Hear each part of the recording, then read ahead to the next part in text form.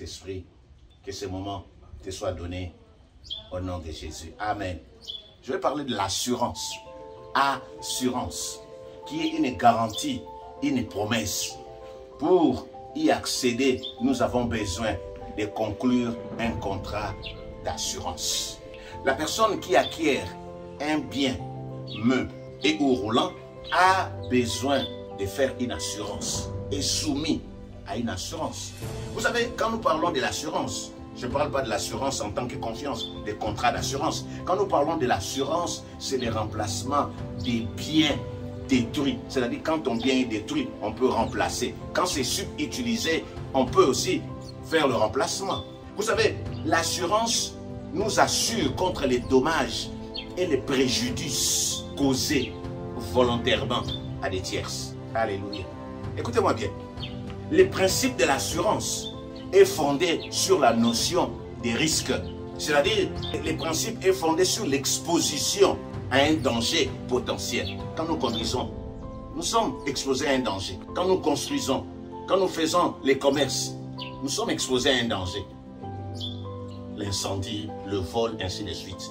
Alors, si le monde, bien aimé dans le Seigneur, se soucie de sa sécurité et celle des autres, pendant que la Bible nous dit, quand le monde dira paix, paix et sûreté, une ruine soudaine le surprendra. Mais le monde est préoccupé par le souci de la sécurité, de sa sécurité et celle des autres.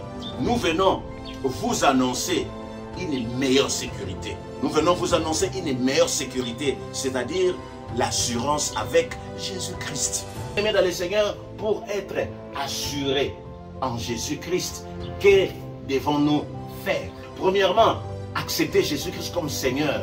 Je dirais accepter Jésus-Christ comme notre Seigneur et Sauveur. Nous devons avoir Jésus-Christ. Nous devons croire en lui. Jude chapitre 1 au verset 24, c'est lui qui peut nous préserver de toutes chutes. C'est-à-dire, quand nous avons Jésus-Christ, c'est notre assurance. Il peut nous préserver de la chute. Deuxièmement, nous devons avoir la foi en Dieu. L'assurance, c'est avoir la foi, car la foi est une ferme assurance. Nous devons avoir la foi et la préserver. Nous ne devons pas permettre aux épreuves de nous noyer, de prendre les décisions sur nous. Donc, la première chose, Jésus, la foi. Jésus, c'est la parole de Dieu, la foi.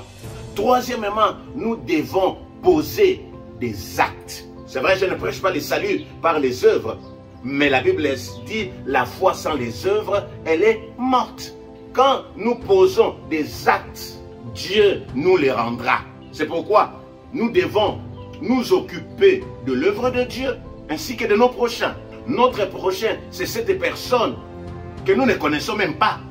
Ce n'est pas seulement la personne que nous connaissons, même cette personne que nous ne maîtrisons pas, que nous ne connaissons pas, quelle que soit sa nature, quel que soit son comportement. Est-ce que tu peux dire Amen? Écoutez, ce matin, une sœur est venue faire son témoignage dans la communauté. Des années durant, elle était très malade. Elle passait plus de temps dans les hôpitaux, dans les pharmacies, bref, dans les hospitalisations. Il y a quelques temps, nous avons constaté que son aspect changeait. Elle a commencé à prendre du poids. Et aujourd'hui, elle est venue faire le témoignage.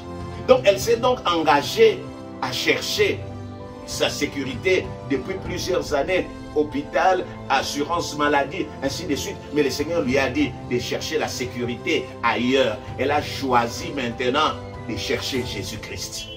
C'est ainsi qu'elle a commencé à faire les prières pour avoir la foi en Dieu, pour s'accrocher à Dieu. Elle lisait la parole de Dieu.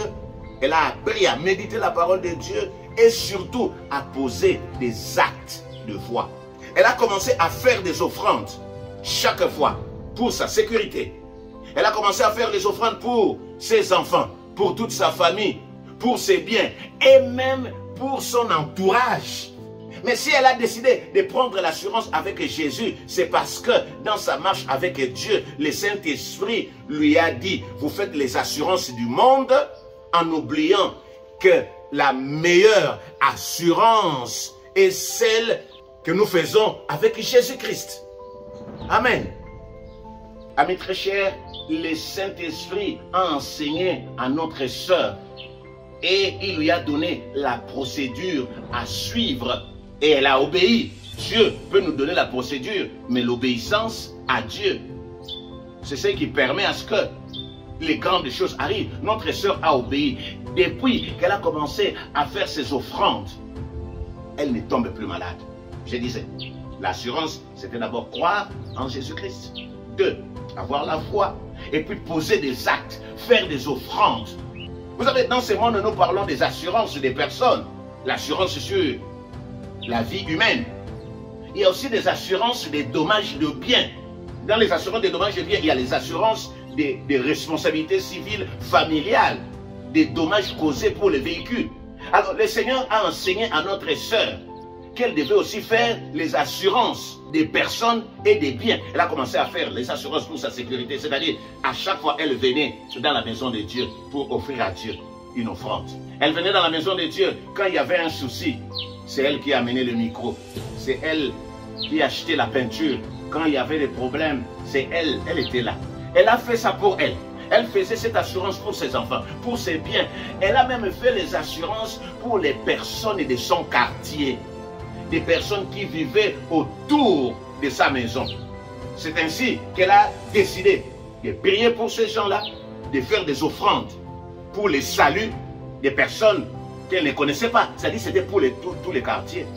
Bien-aimés dans le Seigneur, depuis que notre sœur a commencé à faire les offrandes pour sa maison, pour sa sécurité, pour ses enfants, pour sa famille, pour son voisinage, aujourd'hui, avec ses prières, avec ses offrandes, les voisins ont commencé à donner leur vie au Seigneur. Comme elle fait l'assurance ou les assurances pour sa maison, même quand un groupe de voleurs arrive dans les quartiers, ils n'entreront jamais chez elle, ou ils n'entrent jamais chez elle, à cause de l'assurance.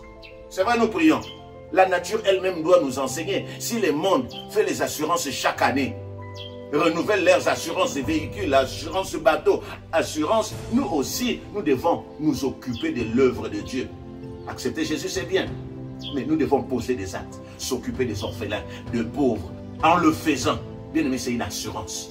Oh, quand Dorcas Tabitha était en train de donner, de faire des libéralités, quand elle donnait aux veuves, aux orphelins, c'était une assurance. Les jours où elle était frappée par la mort, ses aumônes, ses offrandes ont parlé en sa faveur. C'était une assurance de vie et elle est revenue à la vie. Bien-aimés, dans le Seigneur, pour terminer, choisissons la meilleure assurance qui est Jésus-Christ. Nous devons connaître la parole de Dieu, nous devons avoir foi en Dieu, nous devons aussi poser des actions. Écoutez ce que la Bible dit dans les livres de Jacques, chapitre 2, verset 20. Veux-tu savoir, ô homme vain, que la foi sans les œuvres est inutile. Au verset 26, comme le corps sans âme est mort, de même la foi sans les œuvres est morte. Bien-aimés dans le Seigneur, depuis que notre sœur a commencé à poser des actes, des œuvres de la foi pour son quartier, pour sa famille, le Seigneur a dit, comme tu t'es occupé de moi, je vais m'occuper maintenant de toi. Dieu s'occupe de sa santé. Le Seigneur l'a rétabli. L'Éternel l'a régénéré. Et aujourd'hui, sa vie a changé. Bien aimé, nous pensons que si Dieu a parlé à cette femme, ce Dieu-là aussi nous parle. Bien aimé dans le Seigneur, aujourd'hui, nos églises ont des besoins. Nous décorons nos maisons. Nous nous occupons de nous. Ce n'est pas mauvais. Mes chers amis, nous devons poser des actes pour la maison de Dieu, pour nos paroisses, pour nos assemblées, pour nos communautés.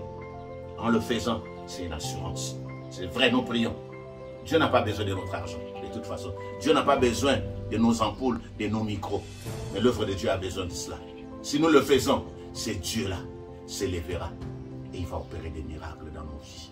Que le Seigneur vous bénisse. Chers amis, je termine par cette prière.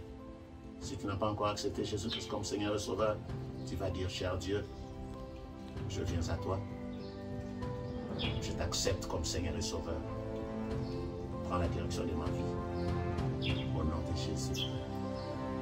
Amen. Bien-aimés dans le Seigneur, assurance. Nous allons parler de l'assurance. La première assurance, c'est avoir Jésus-Christ, le Saint-Esprit. Dieu, connaître la parole de Dieu, avoir la foi en Dieu. Mais il faut aussi des actes, faire des offrandes.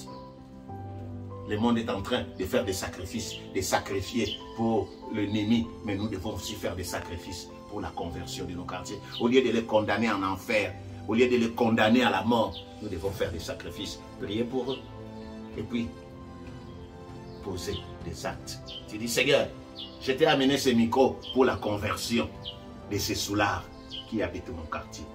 Que le Seigneur vous bénisse. Père, merci pour la parole de Dieu. Je prie que cette parole touche.